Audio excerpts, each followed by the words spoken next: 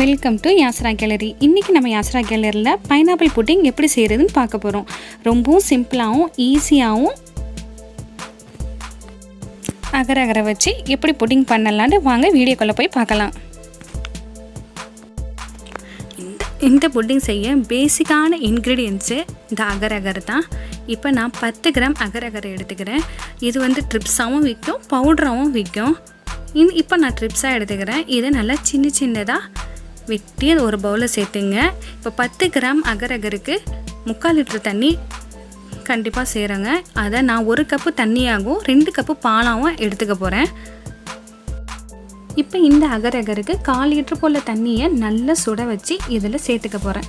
இந்த மாதிரி செய்கிறதுனால அந்த அகர் கொஞ்சம் சீக்கிரமாகவும் கரைஞ்சிரும், நமக்கு டைமிங்கும் சேவ் ஆகும். இப்போ இதை நல்லா முழுங்குற மாதிரி நல்லா உள்ளக்க நல்லா ப்ரெஸ் பண்ணி விட்டுடுங்க. அது கொஞ்சம் நேரம் சோக்காகிட்டே இருக்கட்டும். இப்போ நம்ம ஒரு பேனை வச்சு 2 கப்பு பாலை அதில் ஊற்றிடலாம்.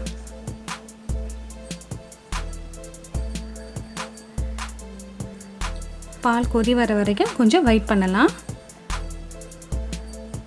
இப்போ பால் நல்லா கொதி வந்துருச்சு. இப்போ நம்ம ஊற வச்சுக்கிற அகரை இதில் சேர்த்துக்க போகிறோம். அந்த பால் கூட அந்த அகர் நல்லா கரையணும். ஏன்னா நம்ம ஊற வச்சதுனால ரொம்ப நேரம் டைமிங் ஆகாது, அது கொஞ்சம் சீக்கிரமாகவே கரைஞ்சிரும். இதுக்கு 250 கிராம் சீனி ஆட் பண்ணிக்கலாம். எங்களுக்கு அவ்வளோ வேணாங்கிறதுனால நான் கொஞ்சம் குறைச்சி ஆட் பண்ணிக்கிறேன்.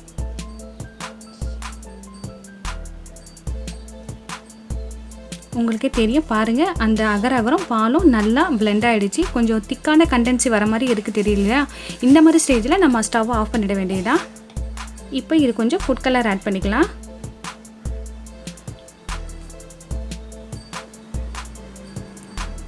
அது அப்படியே கொஞ்சம் ரூம் டெம்பரேச்சர் ஆகிற வரைக்கும் கொஞ்சம் வெயிட் பண்ணலாம். ரொம்ப ஆறிடக்கூடாது, கொஞ்சம் மீடியமான வரைக்கும்.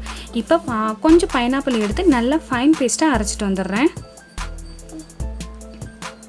இப்போ அரைச்சாச்சு. இந்த பேஸ்ட்டை இப்போ இது கூட சேர்த்துக்க போகிறோம்.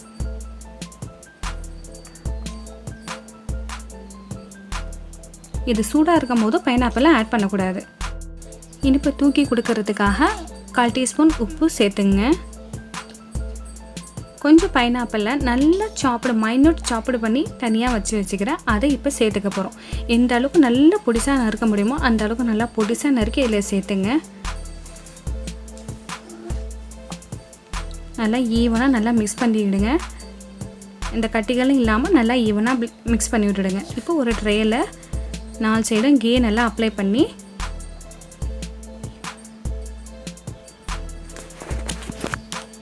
இந்த புட்டிங்கை ஊற்றிட வேண்டியதுதான்.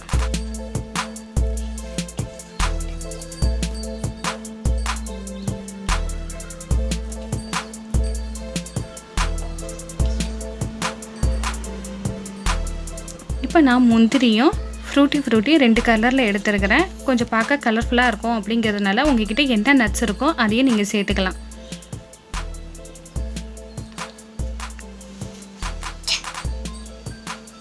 இது நார்மலாக ரூம் டெம்பரேச்சர்லேயே 10 to 20 மினிட்ஸ்லேயே செட் ஆகிடும்.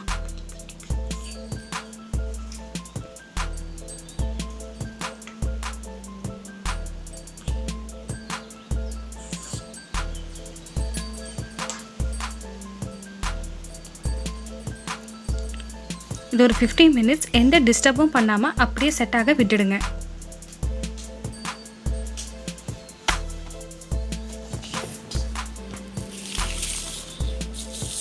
இப்போ ஒரு 1 hour ஆயிடுச்சுங்க.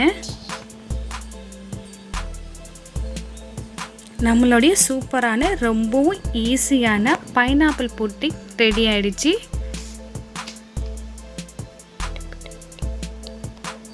வாவ், பார்க்கவே எவ்வளோ சூப்பராகவும் கலர்ஃபுல்லாகவும் இருக்குது பார்த்தீங்களா? டேஸ்ட்டும் ரொம்பவும் அட்டகாசமாக இருக்கும். கண்டிப்பாக ட்ரை பண்ணி பாருங்கள்.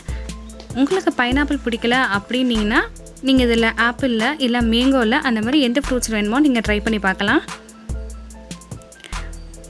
இதை நம்ம சிம்பிளாக பண்ணியிருக்கோம். இதே நீங்கள் ரிச்சாக பண்ணணும் அப்படின்னீங்கன்னா சுகருக்கு பதிலாக மில்க் மேட் கூட ஆட் பண்ணிக்கலாம். ரொம்பவும் ரிச்சாகவும் இருக்கும், ரிச் லுக்கும் கொடுக்கும். இந்த இஃப்தார் டைமில் இந்த மாதிரி புதுமையான ஃப்ரூட் புட்டிங் செஞ்சு கண்டிப்பாக ட்ரை பண்ணி உங்கள் ஃபேமிலி மெம்பர்ஸ்க்கும் சரி உங்கள் ரிலேட்டிவ்ஸுக்கும் சரி கொடுத்து அசத்துங்க. கண்டிப்பாக இதை ட்ரை பண்ணிவிட்டு உங்கள் ஃபீட்பேக் எப்படி இருந்துச்சு கமெண்ட்டை சொல்ல மறந்துடாதீங்க.